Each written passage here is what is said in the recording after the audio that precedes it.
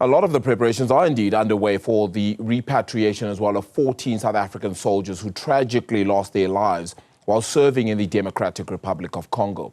The South African National Defence Force has confirmed that plans are in place to bring the fallen troops home from conflict-ridden Goma. As families endure an agonizing wait, a mix of heartbreak and anticipation is in the air, with loved ones preparing for what is an emotional final farewell. Let's cross now to Veronica Makhoali, who joins us live now from Waterkloof. Just, Veronica, can you give us exact wording, perhaps exact dates, times, etc., when it comes to when this plane is anticipated to land? Because we had been getting word from the SANDF chief that it was meant to be yesterday. Clearly that didn't happen. And clearly the communication lines are slain at this point. Yeah. Well, Arabile, we can even look back to just last week when, of course, the need for communication was stressed when we had the Minister Angie Motshekga addressing the media at the presidential Lekgotla there, the cabinet Lekgotla, where they did mention, of course, the process to repatriate our fallen soldiers is underway.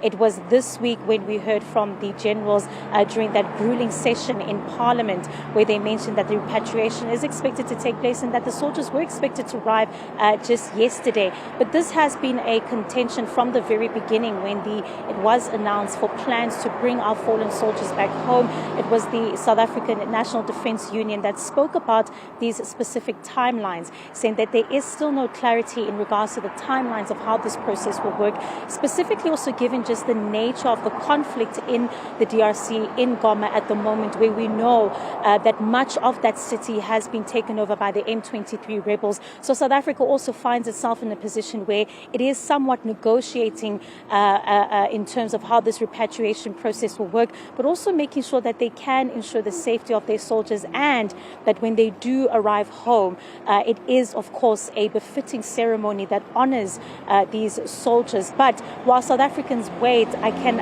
only imagine the agony that is, of course, following the families who have been for weeks now really just getting communication in drips and drabs. We do know that the South African National Defence Force is in full communications with the family. They are up to date in terms of how the repatriation process will work.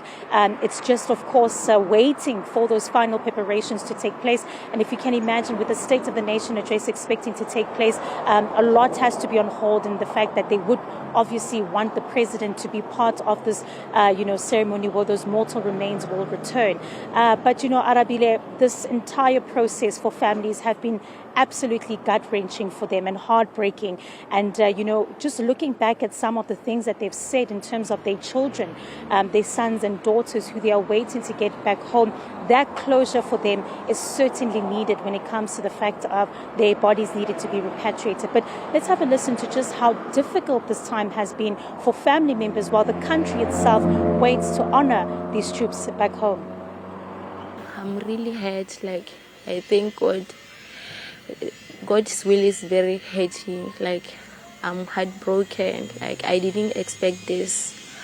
I was really happy when he told me that he's coming back soon to see me and the family and the child. So I'm very hurt. Yes. And even now I feel like it's a dream to me. I can't really accept that he's gone. I was also a member of the SADF, so he used to copy whatever I was doing, which could just at the youngest stage check some of the uniform, wear it while the time he was young, knowing that he's willing to be part of the defense force. So I was aware that one of the good days maybe he may end up being the member of the SANDF. And so, Arabile, as we can just hear from the families and the pain that they have been experiencing, the much-needed closure is needed for them as we await, of course, for those 14 soldiers to return home.